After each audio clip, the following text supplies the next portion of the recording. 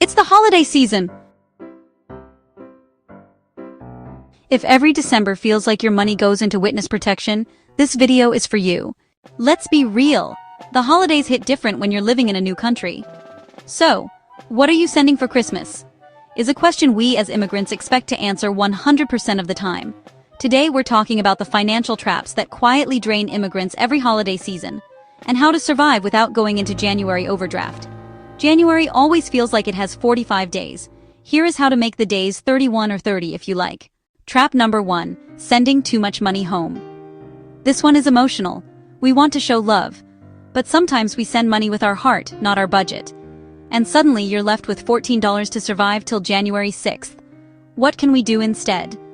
Set a giving limit, communicate early, and don't feel guilty for choosing stability. Trap number 2, holiday sales manipulation. Holiday sales are not sales. They are a psychological warfare. That $200 sweater that is 70% off? They increased it to $400 last week and called it a blessing. What can we do instead? Make a list before shopping. Stick to it like your life depends on it, because financially, it does. Trap number 3, buying gifts for everyone.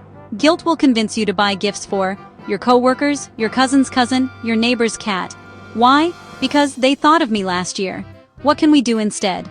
Do one of these? Secret Santa, group gifts, practical gifts, or simply say no, politely. Trap number 4, the pressure to host. Hosting during the holidays can drain your soul and your savings. You may think, it's just food. But somehow your grocery bill is giving wedding catering. What can we do instead? Potluck. Potlucks will save you time and money and peace. Trap number 5, flying home when you can't afford it. The urge to go home during the holidays is real. But these flight prices, they're telling you, gal, please stay where you are. What can we do instead? Don't put yourself in debt to prove love. Your family knows you love them. Travel when it makes financial sense. Not when prices are in the sky with Jesus. Trap number 6, compensating for loneliness with spending. The holidays can be lonely, especially if you're in a new country with no family around. The festive seasons are always so emotional, and we desire to fill that gap. And sometimes we want to fill that loneliness with shopping sprees. What can we do instead? Create your own holiday traditions.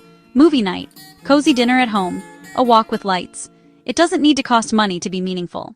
Trap number 7, not preparing for January. January will expose you. All the overspending from December enters the chat like, hey there, did you miss me? What can we do instead? Have a January buffer. Even $20–50 per paycheck makes a difference. Your future self will send you a thank you message. The holidays are beautiful, but they can also be heavy, especially when you're building a new life. So be kind to yourself, spend with intention, and remember, love doesn't have to be expensive. Presence is more powerful than presents.